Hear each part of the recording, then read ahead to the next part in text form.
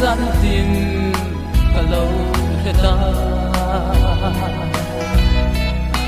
athina takati fangi thole na inun kalo neta hina luira kalo kaita khove mi den an shekiam lo hele in hi ramasla kanun na tu iswa ali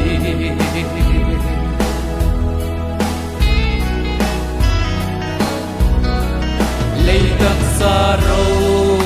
puina adam vantak saro puina adam leitak sa zong baural mai tu vantak sa tu rau pui zual zela hina luira kalau kaita khobel mi den an shekiam hey in hi ramasla kanun na tu iswa ali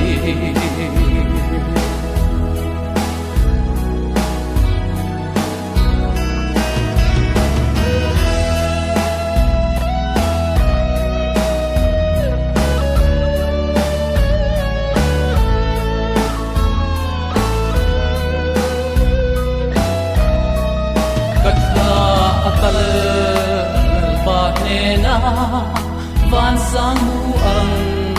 in aleng ve tuna kaso ta krista kaswa san don elei shom ram hi hina luira kalau kaita khove mi den an shekiam lo hele in hi ramasla kanun na tu iswa ali